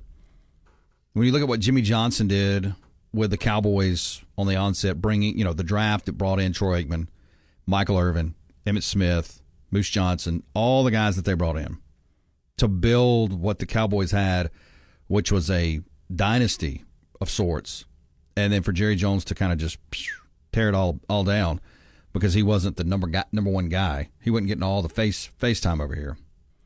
It's amazing how, you go back, and we've talked about this. You go back to Jerry Krause with the Chicago Bulls in the 90s, Jerry Jones, the 90s, the guys with the egos that tore down these cathedral of sports, so to speak. I mean, you look at Krause tearing the Bulls down with Jordan, Pippen, Rodman, Grant, that the whole deal. Of course, that's very well documented through what was it? Jordan, what was that ESPN during COVID everybody watched? What was that? First Dance, not Last Dance. First Dance, maybe it was Last Dance. It could have been. There was a First Dance. You got to have one day, the First Dance before you have the Last Dance, and then of course you look at what Jerry Jones did with the Cowboys, and they've never really ever recovered from it. Dexter, Aikman had to turn around an entire franchise. Mahomes inherited a Ferrari. Well, this is true. I mean, this is true, but I mean, again, you don't apologize for the hand that you were dealt. And Mahomes has driven that Ferrari, as Dexter called it. I mean, done a very good job as the pit guy, the head guy, the driver of that machine that is the Kansas City Chiefs. All right, Shedeur Sanders on 2024 NFL quarterback draft. Quote, I don't see a quarterback that's better than me. Although he's eligible for the 2024 NFL draft, Shedeur Sanders is running it back for another season at Colorado. His first year with the Buffaloes didn't necessarily go as planned, as they finished 4-8, and they're trying to turn this thing around this year. If Sanders declared for the draft this year, he thinks he would have a strong case of going towards the top of the board. In fact, he thinks he's the best quarterback available. Quote, I'm biased, but I don't see a quarterback that's better than me. He told Sports Illustrated's Bryce Butler, I don't see a quarterback that went through the adversity that I've gone through, 4 different offensive coordinators, going from an HBCU to a Power 5 program. I don't know how other quarterbacks would have handled my situation. He said, but I respect their game. I respect what they're doing because to be able to be a first-round draft pick, to be able to have success on the field, it takes a lot of hard work and determination and everything. So, again, I don't know that I necessarily believe he's better than anybody. I mean, I don't think he's better than Caleb Williams. I don't think he's better than Bo Nix or Michael Penix. But I do think he's a really good quarterback, and I think that he will be one of the top ones on the board next year if he has a big year again this year. During the season, Sanders generated some draft hype. In December, ESPN's Mel Kiper ranked him as the number 6 overall prospect on his big board after conference championship weekend. Next year, Sanders might not be the only Colorado player to go towards the top of the board. Of course, Travis Hunter is going to be listed in that as well. So he just needs to have a big year this year. And if you look like down the road, it's probably Cam Ward and it's probably Shedeur Sanders and then some other guys as well. But again, we got to get through this draft cycle before we get to that one. Let's see here. RT. Troy transferred from Oklahoma. Pretty boy UCLA scrub. Always thought he was the best prima donna. Troy is a girly man. He did transfer from Oklahoma to UCLA. That absolutely did happen. And I appreciate that, RT. Flowtown goes. He's delusional, and so is his brother. Well, look, there's so many storylines as there always are with college and the NFL and any sports season, and Colorado will again be a marketable story in the sports media business. It just will. You'll see a lot of that. Colorado to the Big 12, Shador to the Big 12, Dion to the Big 12. Can they compete for the championship in the Big 12? What does that look like? There'll be a lot on that. Do we have anything on the phones we need to get to? Nothing of sorts. Okay. So, but I think the Big 12, again, is going to be your funnest conference to watch because I think it is wide open. Again, you take Oklahoma and Texas, now you're dumping them into the SEC, into that meat grinder, and that opens it up. I mean, Utah, Central Florida, TCU, I think Colorado is going to have a nice team. Can they replace Maryland this year? They're a nice team. Colorado is a nice team. They've got some nice pieces. And I will tell you this. I mean, some of the transfer portal gets that they've got, especially skill position talent. I mean, they went out and gotten a lot of guys on the offensive front and the defensive front. They picked up some more skill talent. They're going to have one of the better group of receivers. They may have the best group of receivers in the Big 12. Because I don't foresee Dion not playing Travis Hunter on both sides again. Do you think he hits the gas on that again? I mean, I think he probably will. I think he'll probably play him on both sides of the ball. And the question mark is, for Travis Hunter, he's got to stay healthy, but is he going to the National Football League as a receiver? Or is he going as a corner? Or will he be a modern-day slash? We're brought to you by Madison PTS. Contact Bill Thomas and his team today. 601-898-1828. PTSsports.training. That's PTSsports.training. New locations, 316 Old Jackson Road in Gluckstadt. Let them help you with your pitchers, your softball players, volleyball players, and more. Ask for a sports performance evaluation. PTSsports.training. Back in a bit. WRKS Pickens Jackson, where it's Time to take a ride. Yes, we're back with Jake Wimberly on the afternoon drive. It's live, it's local, and it's on ESPN 105.9 The Zone and online at thezone1059.com.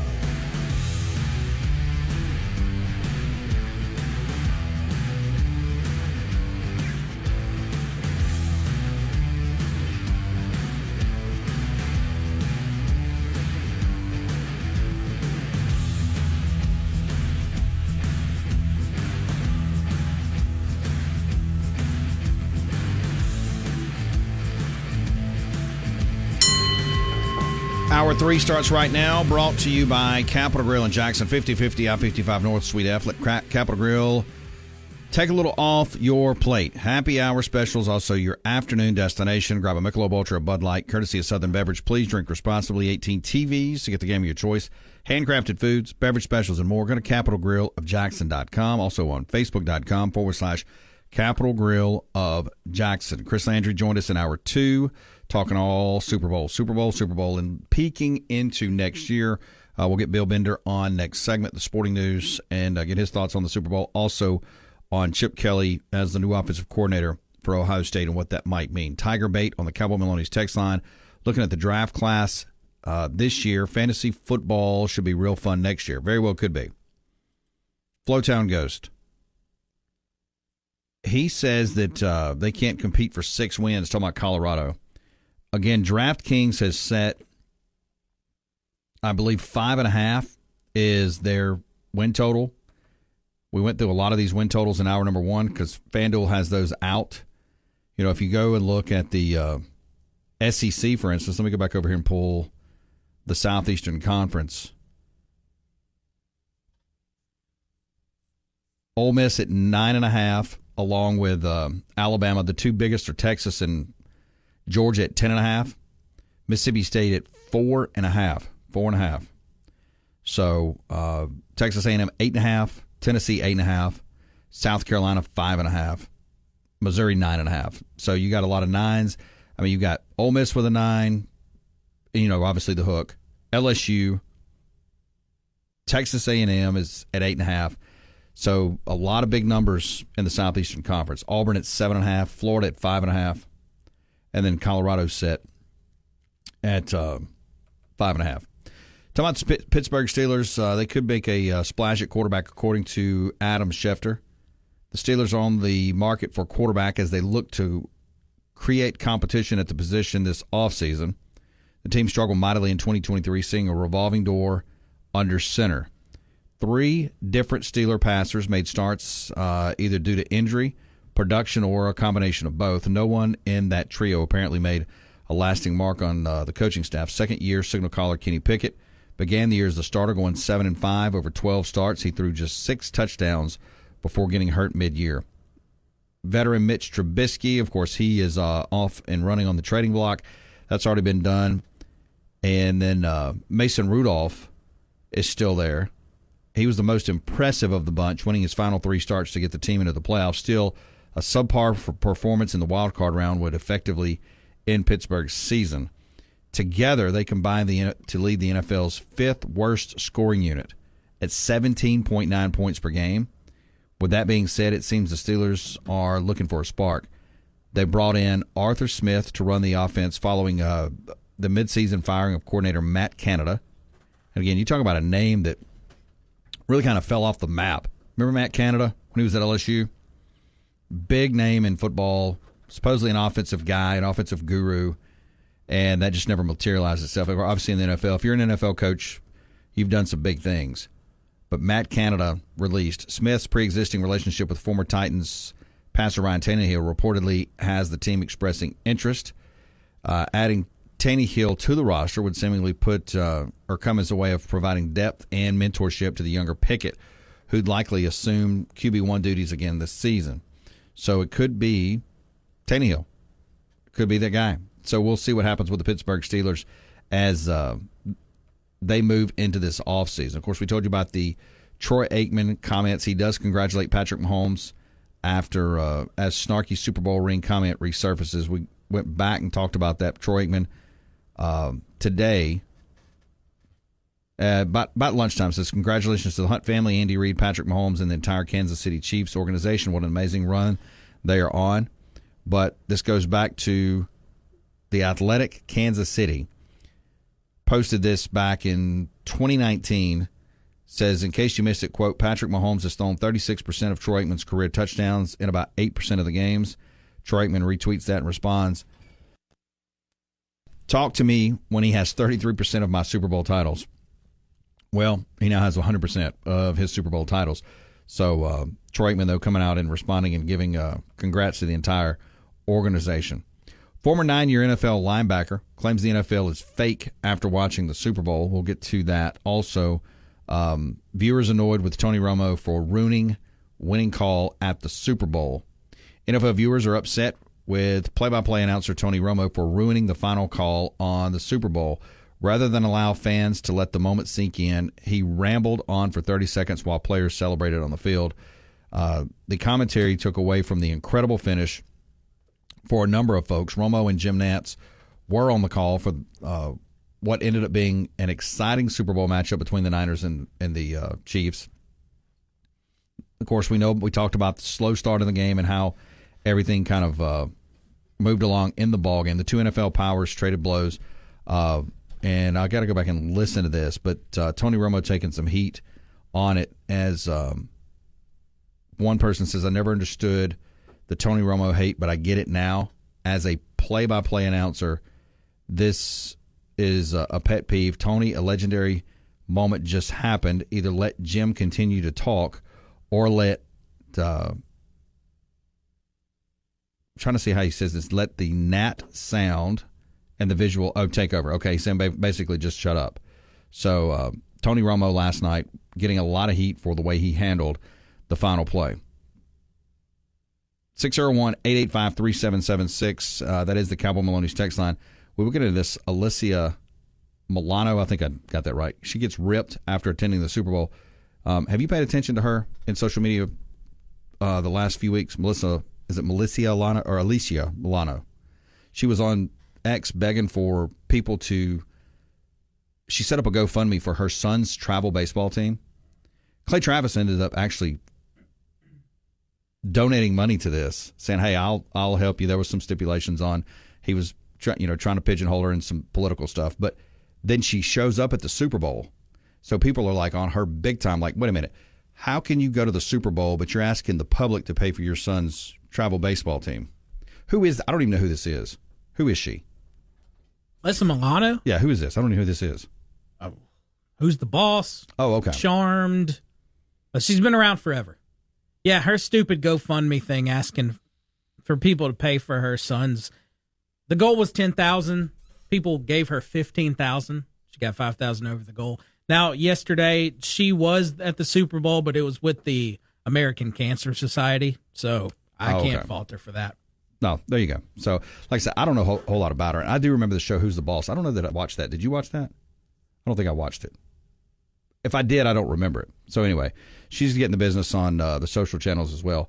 Also, Andy Reid and Travis Kelce have now spoken about this, whatever happened on the sideline. We'll get into that as well. And also talk about Patrick Mahomes, a journey from pitcher to Heisman contender. It's a guy that almost put the football down for the baseball glove and the baseball bat several years ago before he hit Texas Tech and really was eyeing a baseball career but decided to turn to football as well. 601-885-3776. That is the Cowboy Maloney's text line. We're brought to you by Maristar Casino. Reminder, they got 4 great restaurants to serve you on the property. Also, the bottleneck on the weekend. Get by Maristar. Enjoy a great time either at the sports book or around the property as well. And we're brought to you by Capital Orthopedic online at capitalortho.com. That's capitalortho.com. Same-day appointments can be made there. And, of course, several locations to serve you. Flowood, Madison, Clinton, Brookhaven, Hazelhurst, and Kosciuszko. Move better, live better, be better with Capital Orthopedic. 601-987-8200. Ladies and gentlemen, the time has come to go Back to the afternoon drive with Jake Wimberly. With the hottest sports stories of the day. For one of those moments, it only happens right here On ESPN 105.9 The Zone and online at thezone1059.com.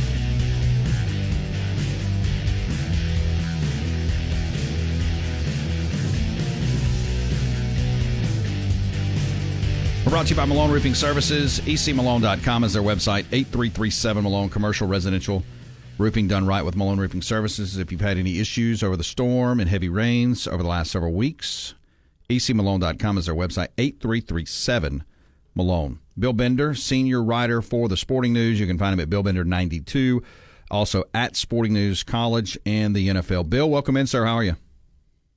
I'm doing well. Thanks for having me on. Hey, I appreciate you, sir. All right, your thoughts of what you saw last night. I was talking to Chris Landry with Landry Football last hour about it. For me, I know, Bill, we've talked about this. We're pretty much the same age or within a year or two. I don't mind defensive football. I find it highly entertaining. I can sit down and watch a 10-7 ball game or a 13-5 or 13-6 ball game and be just as entertained. But a lot of grumbling, on social channel. Well, this ball game's boring. It's 10-3 at the half. I thought it was a highly entertaining Super Bowl. You get it to overtime. Your thoughts of what you saw last night? Yeah, you know what? You probably could have sat in the chair next to me and been just as happy. There you go. I love the game where the defense was solid, and you were I was watching it with a good friend of mine. We played together in high school, and we were talking about how it was cool to watch a game where you're like, the next play could determine this game. Mm-hmm. And it felt like that. And obviously, but here's the other thing I thought. Wonder if you felt the same way. At no point did I feel like the Chiefs were going to lose because they had Patrick Mahomes and they were within striking distance the whole time. Always felt that way, no doubt about it. Even after the trick play, I felt after the trick play, San Francisco might have had the momentum they needed, but with Patrick Mahomes, again, I never counted them out ever. No, and the way he closed on those last 2 drives, 12-14. Making that 4th down run, they put, that's a coaching thing. That Andy Reid put the ball in his best player's hands with the game on the line. And when you do that, that's a big reason why Andy Reid has worked into some higher level coaches or conversations about the greatest coach of all time. So, yeah, it was cool. It was a fun game, for it to end the way that it did, right down to the wire. A lot of drama. And you know what? I thought Brock Purdy played pretty well, too. I don't really have anything negative to say about him other than, the Chiefs defense bowed up and held him to some field goals in some clutch situations. Bill Bender on your radio, Monday edition of the program. Make sure to find him on X and check him out at the Sporting News. I agree with you on Brock Purdy, and the 49ers are getting him at a good value right now on that rookie contract. He's going to get paid here after next year. Just way too early. I mean, do you see, and we got to go through free agency, the draft, all this kind of stuff. These two teams, are they the best two coming back, or will one maybe slip? Just, kind of a flyover of both organizations. Well, I think the Chiefs are in their dynasty era now where, it's extended that it'll be a big deal when they lose in the playoffs next time. They're going for a three-peat. Never happened. What the Packers did before, so they spilled it into there. So as Bart Starr once told me in an interview, that they were the last team to do it. So, man, what a story that would be. The 49ers will have to fight the hangover. I do like Brock Purdy. He's got 2 years left on his contract. They've got a stud roster. They draft well. So I think they'll be a prohibitive favorite in that conference. But teams like Detroit, Green Bay, Philadelphia, Dallas, they'll have something to say about that. And then the AFC is going to be so quarterback heavy that it's just amazing that Pat Mahomes continues to beat these guys. No, I agree with you. And you referenced the run on 4th and 1, the 22-yard scamper. I thought that was a heck of a play call. I mean, you take those 9 carries, 66 yards on the night from Mahomes. You take that off the board, and, I mean, they're right at around 55, 56 yards rushing for the ball game. It felt like they just told Mahomes, hey, go do whatever it takes, win the ball game, and he did that. And, of course, using his feet, again, 9 carries, 66 yards on the night. To me, that was the difference in this offense, was his ability to create with his feet. Yeah, and, the scrambles. And, even the 49ers did a good job pressuring him in the first half. Nick Bosa, Chase Young, Eric Armstead. And that's a good team, good football team. Christian McCaffrey last night, too, not to change the subject, I was thinking 160 total yards, pretty dominant performance, had it going in overtime. And they would just seem like the 49ers would get away from him just enough when I was thinking, man, a college team would ride that. They'd give that guy the ball 3 more times. And it was definitely one of those deals.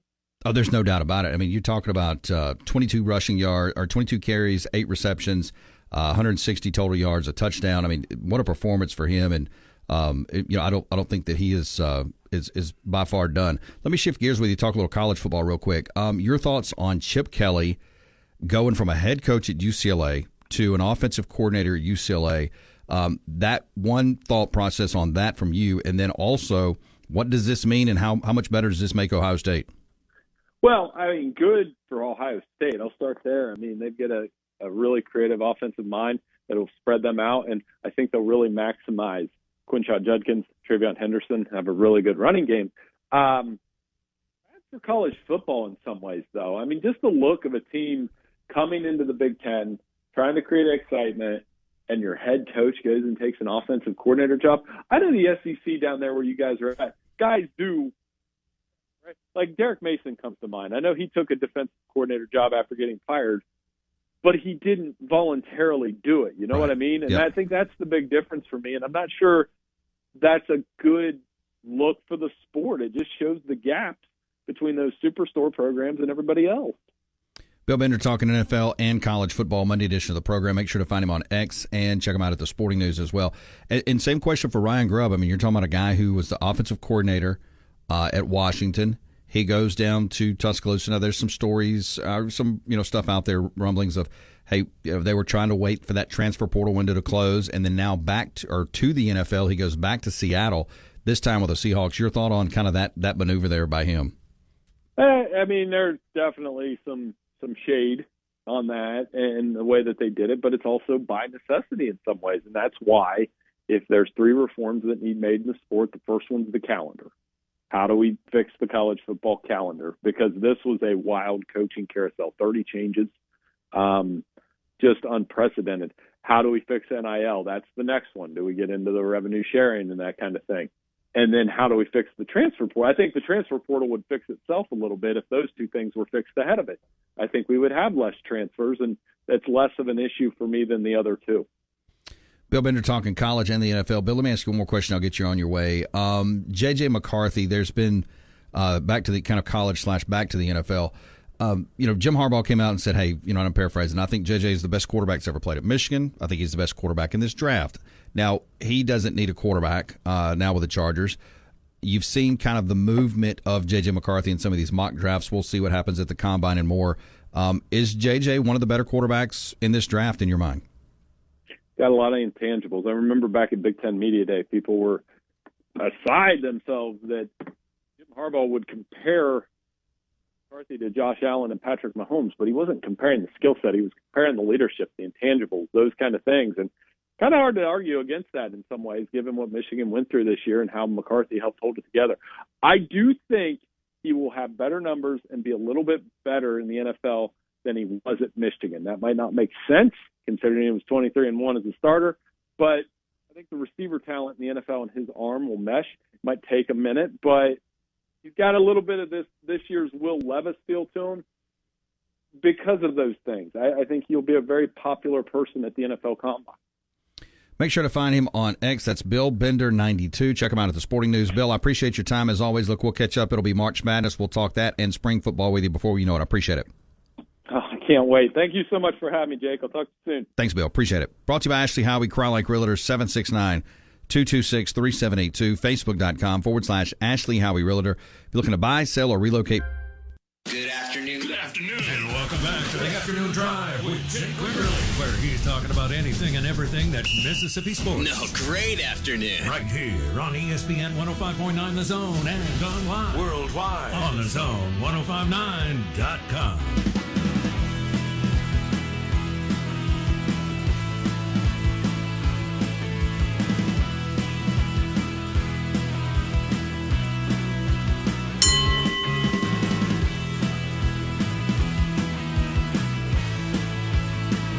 Appreciate Bill Bender jumping in. Make sure to find him on X, Bill Bender 92. Also the Sporting News as well, 601-897-1059. Mike Elko, the head football coach at Texas A&M, has made an effort to inform high schools in Texas that his Aggie program is there to help them with anything they need. Quote, "We are the flagship program in this state, and part of our obligation is to help pay it forward." So Mike Elko, Mike Elko is tasked with something at Texas A&M that a lot of coaches have not had to deal with directly at Texas A&M. This goes back to Jimbo Fisher, Kevin Sumlin, and, just Jimbo Fisher and Kevin Sumlin, because when Kevin Sumlin became the head football coach at Texas A&M, they had leaving the Big 12 to the SEC. He now has to politic and fight Texas directly because Texas is now in the Southeastern Conference. That's why he's making, hey, we're the flagship program. Do we use flagship program way too much? I don't know about use it too much, but I feel like Texas would also say we're the flagship. Well, you see it in this state. Ole Miss calls themselves the flagship. They've done it for a long time, and state counters that with, well, this is our state. In an indirect or direct response to flagship. That, no, we're the flagship. Can we really quantify who is the flagship in this state? I don't know that there is a flagship. I think there's two really good universities inside the Southeastern Conference footprint. Now, there's other great universities. Southern Miss is a great university. Jackson State, Alcorn. I mean, you go down to the junior college, Millsaps, but there's great universities all over the state and colleges.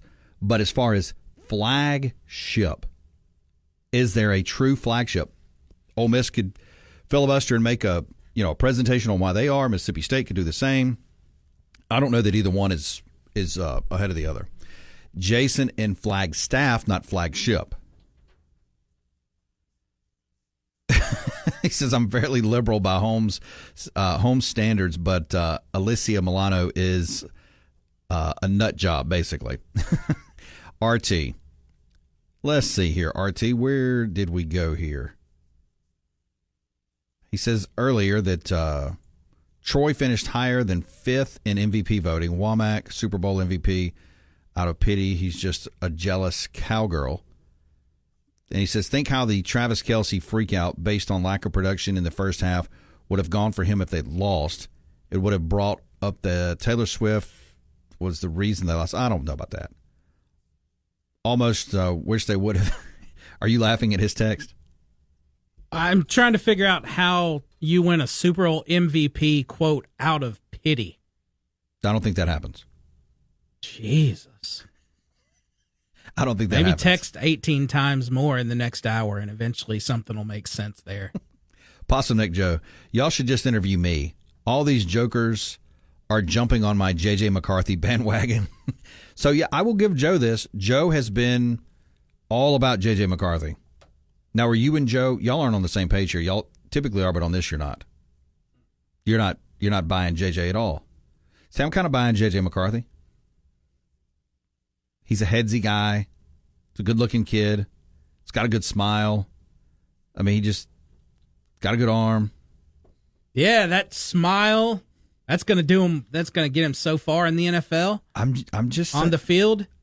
I'm just telling you. Look, man, and you telling me like it's a shocker. I'm kind of buying J.J. McCarthy. Of course you are, Michigan man. Yeah, you still look.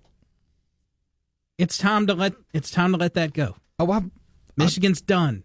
I don't think they have a shot. Put Michigan and Taylor Swift out of your mouth, out of your head, out of your heart. Jake, we're done with both of these things. I do not think Michigan will be sniff the national title in football, and I'm done with Taylor Swift. I don't believe that last part. Let's just see what happens. Did you see now see, here I go right back to it. Did you see the picture of her and Roger Goodell? Oh. I saw that they were talking, and one place described it as a heated conversation. Like, how would you know that? Yeah, how do you know that? I mean, I saw the one snapshot people are talking about, and she just looks like she's looking at him, and he's talking. I don't know how you would know what was being said, or that it was heated or not. I have no idea.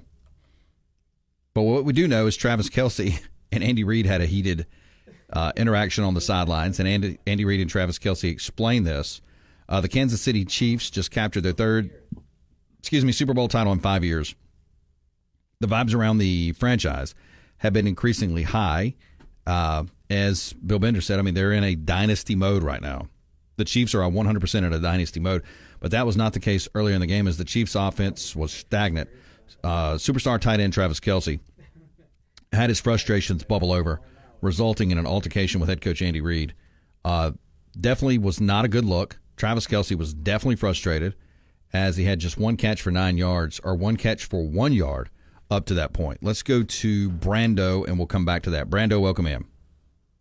Hey, Jake, real quick. I just got on. I don't know what y'all been talking about or whatever. I just was able to call in, and I just turned on the show. But, last night there was so many things that was awesome about that Super Bowl. But I think the real thing I looked at is just how great of a relationship that Taylor and Kelsey have. And it just goes to show you can find true love. And I almost teared up one time, man, when they were kissing and stuff. And I just want to tell you, it's never too late to find it. So you guys have a great day. Thanks, Brando. What do you think about that guy? My God, Brando. Okay. First, now that he says this, let me let you in on the conversation before I put him on. He says, hey, I want to say, I know I joke around a lot, but I want to say something serious, though. And I said, I don't even think I can take that seriously. He goes, no, I'm for real. I was right to trust my instincts with this man. So you don't think he was sincere in those comments? Something tells me he wasn't. How many, I feel like I have to say this in this world that we live in today. This is not a misogynistic comment that's about to come out of my mouth, but will be taken as such by some. How many women look at them and think, that's a power couple? That's the way you do it. That think what Brando just said is a thing. So many. I've told you about these Swifties. I don't remember if I told you this particular one. Last week it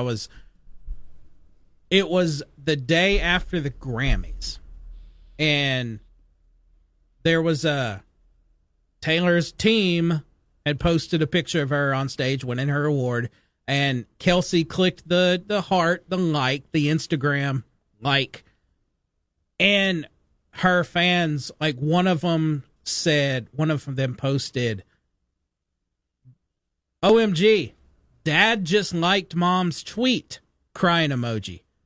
That's how serious they take this. So, yes, they do think this is relationship goals. You got to be there. You've got to reach the status of a couple who, after the Super Bowl last night, were dancing in a club to her own song while he was wearing sunglasses inside.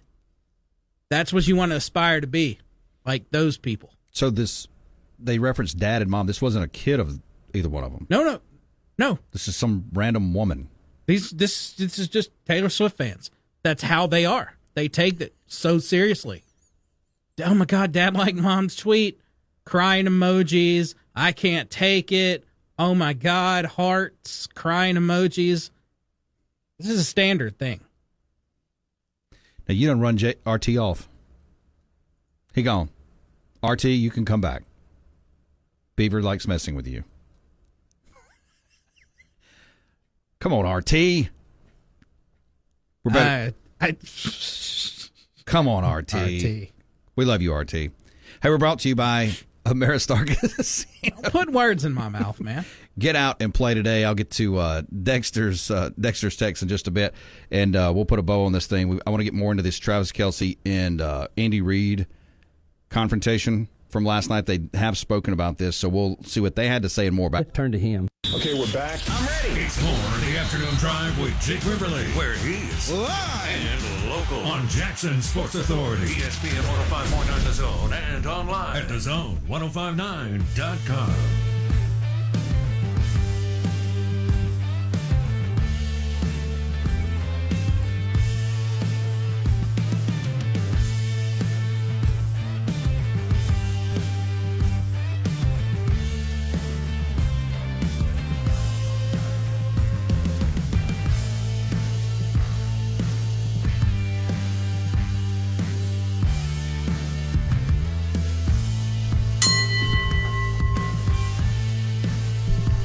Final segment on a Monday. We are brought to you by Mississippi Premier Plastic Surgery. Dr. Erica Bass here to help you guys get ready for summer. Looking to shed some pounds and take the dad bod in a different direction. You can talk to Dr. Bass about the Awake liposuction procedure in the clinic with a local anesthetic and, of course, very little downtime with this after the procedure. 601-981-2525. That's 601-981-2525. And asked to speak with Dr. Erica Bass, Mississippi Premier Plastic Surgery. We're also brought to you by New South Neurospine, ns2.md to schedule an appointment, or you can walk in the clinic. That is Mississippi Spine Center, New South Neurospine in Flowwood Drive, 8 to 5, Monday through Friday, also open on Saturdays till 1 p.m. All right, let's go to Louisville. George on line one. George, welcome in, sir. How are you? Hey, how are y'all? I'm great. Doing well. Couple of things. Big shout out to you guys coming in last night, and hopefully y'all had a good time and everything. Absolutely. Shout out to the girl from Pearl. She knows who she is. Let's see. On football, I thought it was a really good game. I mean, how could you not think it was a good game? I think Purdy deserves a whole lot of respect. Didn't understand why they didn't keep pounding the ball in the second half on the ground, because they were definitely moving it in the first half. Other than that, I just thought it was a good game, and I mean, hats off to Kansas City. Maybe we'll quit talking about, God forbid, if he proposes to her, we won't quit talking about it. But you know, there's that. Other than that, another shout out I have to give to DirecTV. For anybody out there that has it, cancel it. Anybody thinking about getting it, don't. Okay? Because if you cough or sneeze, your televisions go out. Okay? Just letting you know.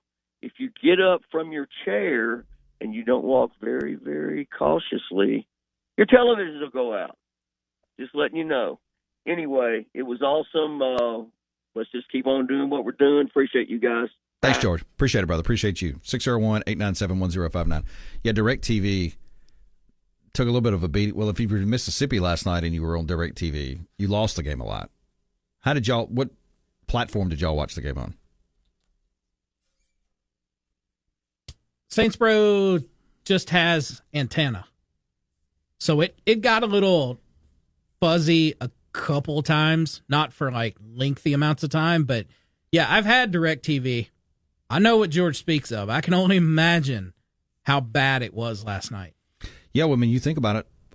I can't speak for all, but a lot of your establishments still are on, the DirecTV. It's the way they get their sports packages. And so, the rain that came through last night, which was just boatloads of rain across the area, I would assume that there was several people with the outage. Now, obviously, if you went to the CBS Sports app, you could get it there, but then there was some issues. I looked at it on my phone on there. So it was a little shaky at times. You going to apologize to RT? No. RT, give us a text back. Don't. Why are you focused on RT? I was just fixing to go back to the text line here. So, and my cursor was still on this. Let's go to Dexter. Dexter, can you imagine partying with Kelsey and Gronk after the Super Bowl? He says, "Viva Las Vegas, Las Vegas." I couldn't. I don't know what that would be like. Do you think that would be something you would enjoy or something you wish you could get out of? It might be fun for about maybe an hour. It'd get way out of control. No mere mortal can hang with that, I wouldn't imagine. I wouldn't think so. So Travis Kelce had this to say about the interaction with Andy Reid. He says, quote, "I'm going to keep it between us. I was just telling him how much I love him." Of course, we know that is not true. He also says, quote, later on he said, quote, I've the greatest coach this game has ever seen. Or I think he meant to say, I've got the greatest coach. He's unbelievable, and not only dialing up plays, but having everybody prepared.